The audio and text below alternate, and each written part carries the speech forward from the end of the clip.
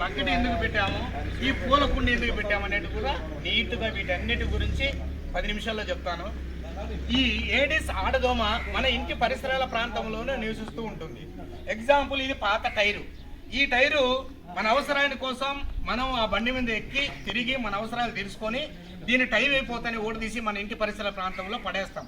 పడేసిన తర్వాత వర్షపు నీరు వచ్చితే ఇందులో ఆ నీరు 100 డ్రాప్స్ దాగి ఉంటాయి. అప్పుడు ఏడిస్ దోమ అక్కడికి వెళ్ళి దాని సంతానోత్పత్తికి గుడ్డు పెట్టుకుంటుంది. గుడ్డు నుంచి లార్వాదేశ, లార్వాదేశ నుంచి పీపాదేశ, పీపాదేశ నుంచి అడల్ట్ దశగా మారి మనములు పుట్టినప్పుడు మాత్రమే డెంగ్యూ జ్వరం వస్తుంది. ఇది దాని యొక్క నివాస యోగ్యమైనటువంటి ప్రాంతం. ఈ టైర్ అలాగనే, ఈ యొక్క పాత బకెట్ అలాగనే, ఈ డిస్పోజల్ గ్లాస్ అలాగనే, తర్వాత ఈ బాటిల్ కూడా అలాగనే, ఈ పాత టబ్బు కూడా అలాగనే, తర్వాత ఈ పూల కుండి కూడా అలాగనే. ప్రతి ఒక్కటి కూడా మన ఇంటి ప్రాంతంలో ఉండేటువంటి వాటిల్లోనే ఈ దోమ నివసిస్తూ ఉంటుంది. అయితే ఈ దోమకాటు బారి నుంచి మనం తప్పించుకోవాలంటే మనం ఏం చేయాలంటే, ప్రతి ఒక్కరు కూడా మన ఇంట్లో ఉన్నటువంటి గర్భవతులు, చిన్నపిల్లలు, బాలింతలు, వయోవృద్ధులు అందరూ కూడా నిద్రించే సమయంలో ఖచ్చితంగా పుల్లు వస్త్రాలే ధరించాలి. పుల్లు వస్త్రాలే ధరించాలి. దోమతరలోనే నిద్రపోవాలి. నిద్రించే సమయంలో, సాయంకాల సమయంలో ఖచ్చితంగా డోర్ వేసుకోవాలి, కట్టన వేసుకోవాలి. డోర్ వేసుకుంటే చీకటిగా ఉంటుంది, గాలి రాదు అనుకుంటే కట్టన వేసుకోవాలి. అలాగనే ప్రతి శుక్రవారం ప్రభుత్వం ప్రవేశపెట్టినటువంటి ఏపీ ఏఎన్ఎం హెల్త్ యాప్ ద్వారా డ్రైడే ఫ్రైడే ప్రోగ్రామ్ను నిర్వహించడం జరుగుతుంది.